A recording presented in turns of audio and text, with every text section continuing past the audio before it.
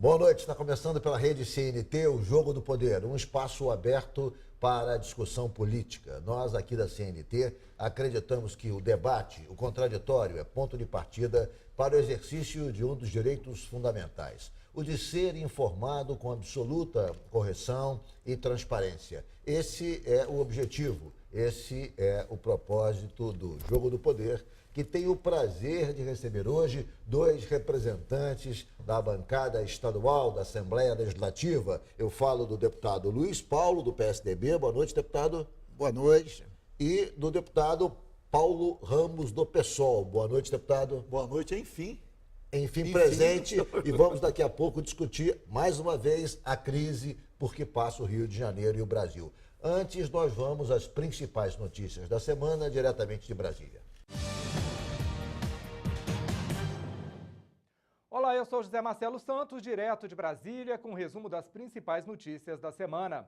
A reforma trabalhista foi aprovada no Senado em sessão tumultuada. Durante mais de 6 horas, senadoras de oposição ocuparam a mesa para tentar impedir a votação, mas não adiantou. O texto ainda deve sofrer modificações porque o presidente Temer prometeu vetar trechos do projeto e enviar mudanças à Câmara por meio de medida provisória. Entre as modificações, na CLT estão a possibilidade de dividir as férias em 3 períodos de 10 dias por ano, a jornada de 12 horas de trabalho, com intervalo de descanso de 36 horas, e a possibilidade de que os acordos firmados entre trabalhadores e patrões tenham força de lei. O governo anunciou o novo programa de regularização fundiário. As novas regras receberam críticas de ambientalistas. A medida provisória, que ficou conhecida no Congresso como MP da grilagem, agora é lei.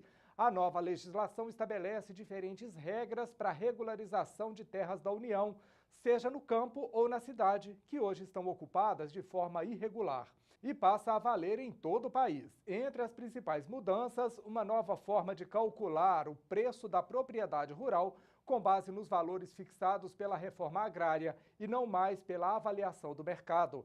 A União poderá transferir áreas ocupadas mesmo com registro de desmatamento. A lei anterior autorizava o confisco de terras no caso de descontrole ambiental. Ambientalistas alegam que a lei foi encomendada a dedo pelos ruralistas, que serão diretamente beneficiados por ela. A Controladoria Geral da União anunciou um acordo de leniência com a UTC Engenharia. A empreiteira, que participou do esquema de corrupção na Petrobras, vai devolver quase 600 milhões de reais aos cofres públicos. Foi o primeiro acordo de leniência com a empresa envolvida na Lava Jato, fechado pela CGU. O acordo permite que a construtora UTC volte a ter contratos com o governo, não sofra condenação por improbidade e tenha redução no pagamento de multas. Parte do dinheiro a ser devolvido é decorrente da multa prevista no acordo e vai para a União. O restante será destinado às empresas prejudicadas, Petrobras, Eletrobras e Valec. Eu fico por aqui, mas te espero na quinta-feira, às 11 da noite, na edição nacional do Jogo do Poder Notícias. Até lá! Nós voltamos com o Jogo do Poder, recebendo os deputados Luiz Paulo, do PSDB, e deputado Paulo Ramos, do PSOL. Muito bem, não poderíamos falar de outro assunto que não fosse a crise por que passa o Rio. E parece que, digamos, as tratativas para esse acordo com a União estão nos seus momentos derradeiros. Parece que finalmente teremos o acordo. O secretário de Fazenda disse que tão logo o Estado obtiver o empréstimo de 3,5 bilhões, os salários serão colocados em dia e não vão atrasar mais. Os senhores acreditam nessa possibilidade? Eu começo com o deputado Luiz Paulo. Bom, primeiro que vai demorar. Vai demorar quanto tempo, deputado? Vamos lá.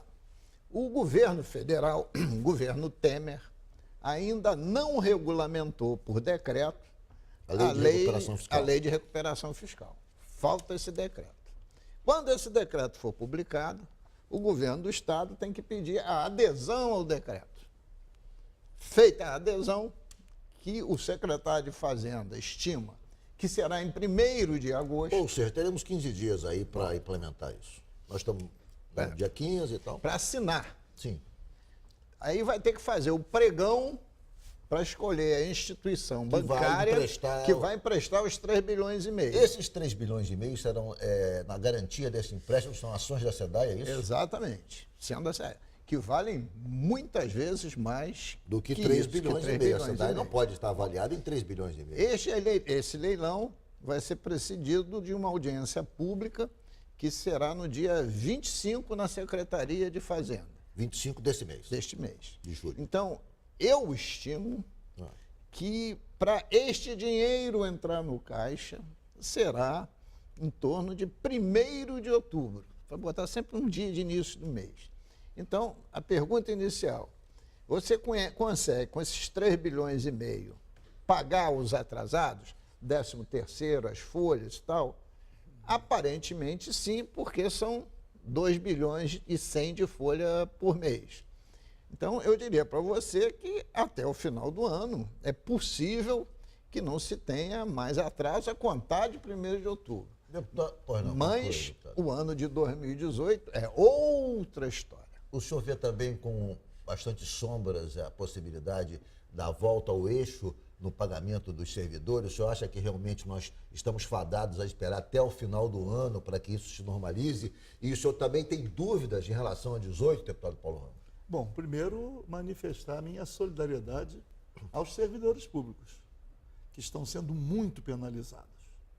Nós convivemos com as representações, nós convivemos também com os servidores públicos.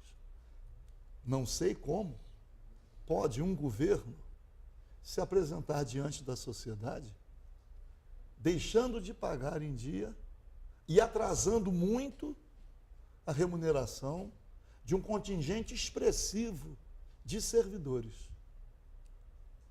Quando encontramos inativos e pensionistas, um direito consagrado, deixando de receber, quero até mandar um abraço especial, deputado Luiz Paulo, aos inativos da Fazenda, porque a Secretaria de Fazenda tem a responsabilidade com a arrecadação e nós sempre estivemos juntos.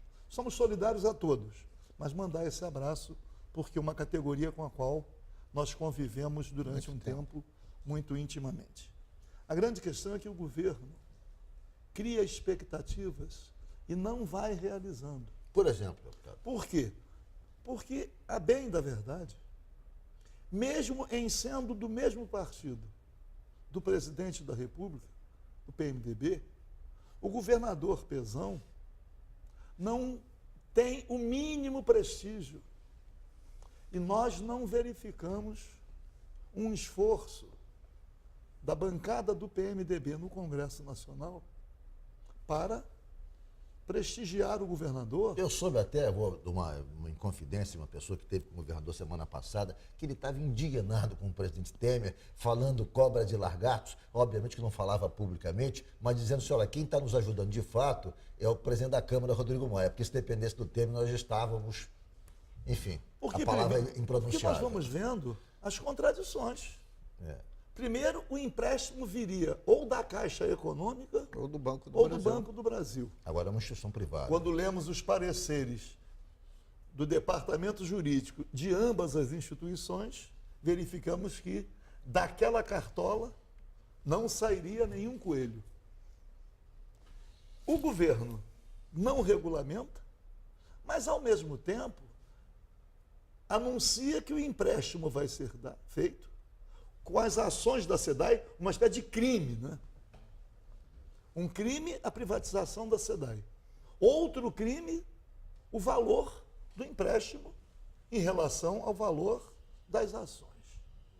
Sim, mas e é uma audiência pública. Na verdade, essa audiência pública... Hein, deputado, só para eu entender, essa, digamos, garantia dada não significa que vai, digamos, o destino da SEDAI vai estar atrelado a esse empréstimo. Na verdade, a SEDAI pode ser eventualmente privatizada e aí, então, esse banco que emprestou o dinheiro ao Rio de Janeiro vai ser ressarcido, não é isso?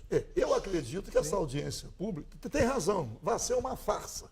Não, porque a audiência pública não é sobre modelagem, não. Não, é só a audiência sobre pública é exatamente sobre o quê, deputado? Sobre empréstimo, sobre empréstimo. a contração do empréstimo. Porque não existe ainda nenhuma modelagem de concessão, porque o Estado contratou o BNDES, tem 15 dias e ninguém sabe qual é essa modelagem. Porque a audiência pública é um imperativo. O empréstimo. É um imperativo. Aliás, aliás, imagino a possibilidade de acontecer, é uma audiência pública, todos poderão. Eu vou fazer um esforço grande para estar lá. Nós. Mas eu me lembro aqui nesse centro de cidadania, ali em frente ao Cais do Valongo, não é? Numa audiência pública que houve, o deputado Luiz Paulo foi lá também. Era naquela época de aldeia Maracanã, aqueles equipamentos em torno do Maracanã que iam ser rifados. Com exceção do Maracanã. E eu vou usar a expressão, para dar compreensão, porque eu não vou usar o termo correto aqui. Mas a mesa formada com vários secretários de Estado e os índios jogaram fezes. É verdade. Então eu não sei essa audiência pública. Se vai acontecer coisa parecida. Eu vou fazer um rápido intervalo, o Jogo do Poder volta em um minuto.